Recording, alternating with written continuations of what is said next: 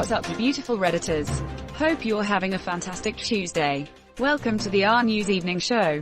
And let's just jump into it.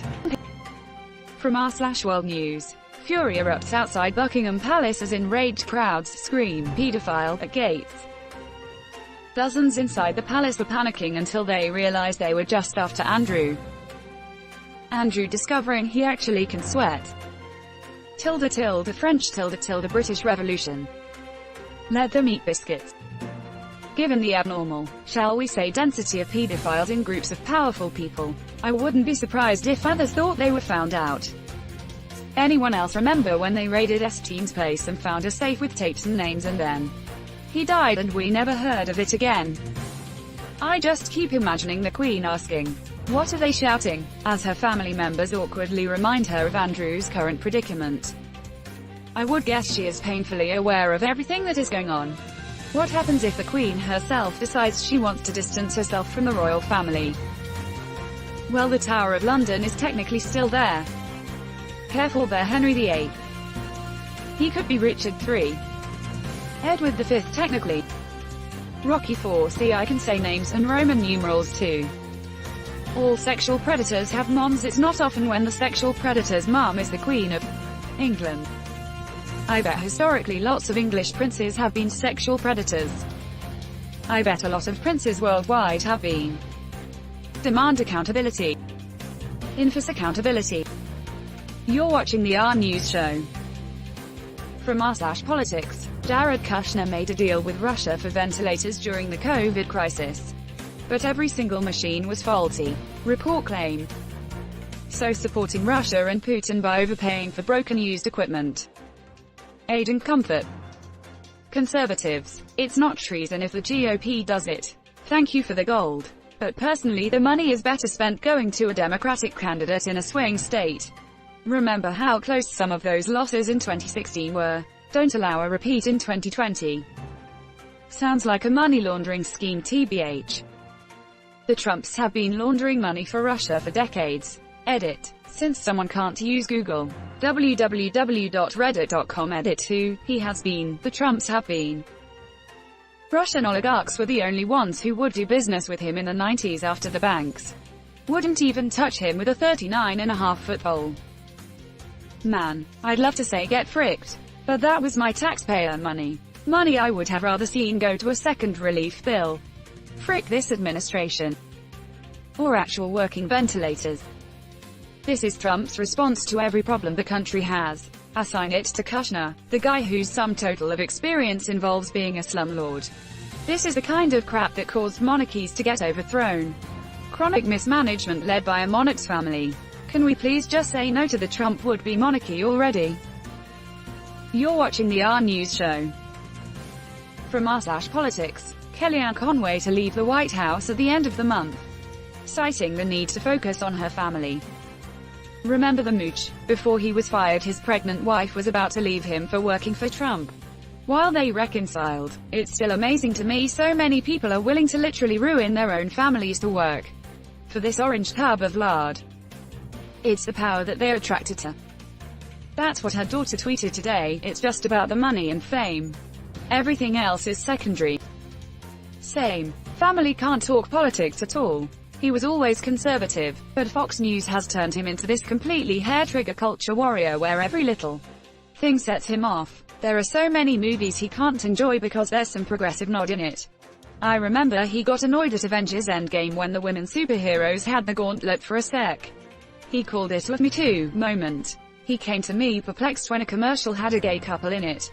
Things like this, all the time, in every bit of media. Like I said, he was always conservative and traditional. Emphasis on the scare quotes. But Fox News has activated it in such a way where he sees the entire world through this hyper-partisan identitarian lens. And the world out there is a freaking minefield. He, like every talking head on that station, are basically the worst stereotypes of hysterical SJWs. Except that they're fighting against people being treated fairly. He's getting old, and it's genuinely hurting his quality of life being this angry and stressed out about the world all the time. And I hate Fox News for it. You're watching the RNEWS show. From r/World News. Armed with spears and bows. Dozens of indigenous protesters in Brazil vowed to maintain a roadblock on a key highway through the Amazon until the authorities help them fight against COVID-19 and deforestation. Members of the Kayapó-Mekrano ethnic group have been blocking the road. So basically Avatar is playing out in Brazil. Somehow I don't think we'll get a happy ending. These guys don't have giant beasts to help them though. Not in the visible realm, at least. If I recall from my undergrad journey down the Graham Hancock rabbit hole, there were multiple fourth dimension being sightings in the Amazon. So you knows it's true. Perhaps their other worlds and spirit allies are more real than any of us have ever been. After all, aren't we all just tiny masses of dust vibrating on different frequencies circulating through an infinity of nothingness? The eagle's emanations, right? You got any shroom? Okay, I know this is a joke because you checked out my feed. And my first instinct was to joke right back. But NGL psilocybin microdoses have changed my whole perspective and crap. Here in Canada it's technically only legal if you have received a medical exception. But even so, shroom dispensaries have sprouted up like shrooms. Lots of people are trying microdosing and liking it. Edit. Change terminally ill to medical exception. They're doing the right thing. At what point do we say enough is enough with our governments? You're watching the RNEWS show. From r/politics, Joe Biden's speech even wowed his critics. Biden crushed expectations. Joe Biden's speech spread the speech. It's freaking great. Oh right, that's what a president sounds like. It's been a few years, I kinda forgot. In all seriousness though, I thought it was a great speech. He hit on all the right points and didn't hold back on outlining Trump's failures and told everyone what he plans to do differently. I even had watery eyes when he was talking about losing a loved one, and he spoke with the compassion and understanding that Trump is just utterly incapable of. Damn, Joe, damn, I think I might be excited about Joe. Damn, no joke. Gods, I hope he pushes more progressive agendas and surprises us all. That speech was really well spoken and put. His agenda is incredibly progressive. Imager.com. Wait, pharma companies get tax breaks for advertising over there. What the hell is your country? It's like a giant amusement park. But only the wealthy get to ride the rides. Everyone else gets to just walk around pretending they're having a great time. It felt so refreshing to hear complete sentences and coherent thoughts. Not to mention human emotions such as love and compassion. You're watching the RNEWS show.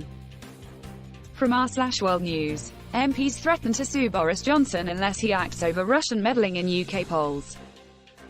The Russians have discovered the Achilles heel of democracy. Even the most stupid and impressionable get their one vote, just like a thinking, informed citizen. I think the wealthy have known that for a few centuries. Yeah, the internet just lets our enemies reach their sights across borders with incredible efficiency. What's up with Brexit? Still a crap show. A news article came out today saying that we won't be able to ship migrants from EU countries back to the EU, because we're not in the EU and don't have a deal or anything. It's to do with asylum-seeking laws and how we can't turn them away. Who knew that leaving the EU meant that we would still be getting illegals? www.independent.co.uk. I hate Brexit and the UK so much. RN.